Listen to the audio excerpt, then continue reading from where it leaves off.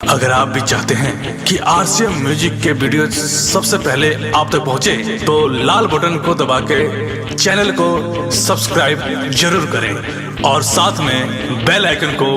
दबाना ना भूलें।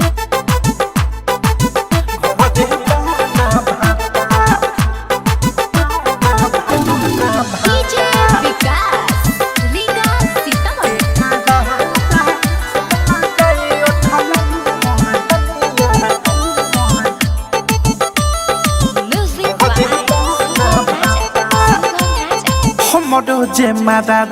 बावे नी दादा बदले ना अपन विचार हो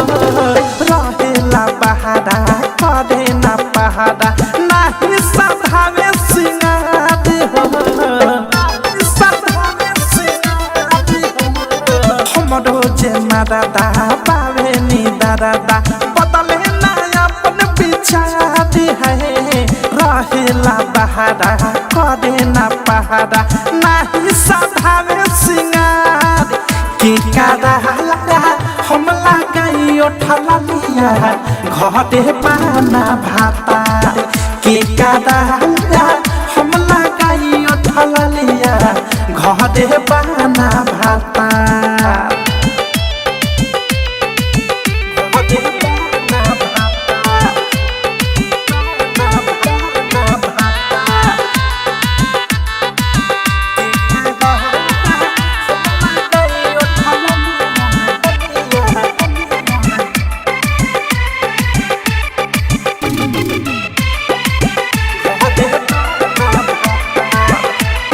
दोनों जो बनावा में लागल बाया कि पियावा के जगे तकियावा से भायाबी दोनों जो बनावा में लागल बाया कि पियावा के जगे तकियावा से भायाबी खोजिले सजिया पर प्यार हो खोजिले सजिया पर प्यार के कारा हम लगाई उठला लिया घरे पाना भाता के कादा हम लगाई उठला लिया घरे पाना भाता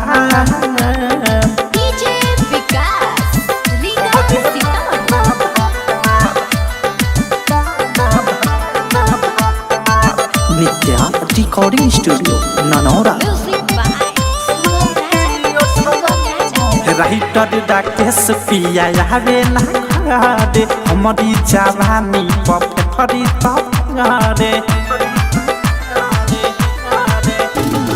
राइटर डाकेश पिया आवे ना घरे हमारी जवानी पफरी तरे अवध से भी छोड़े सुता दे है अनुराग भी छोड़े सुता दे के कारा लगा हम लगाई उठला लिया घरे पाना भाता के कादा हम लगाई उठला लिया घरे पाना भाता हमरो जे मादा पावे नी दादा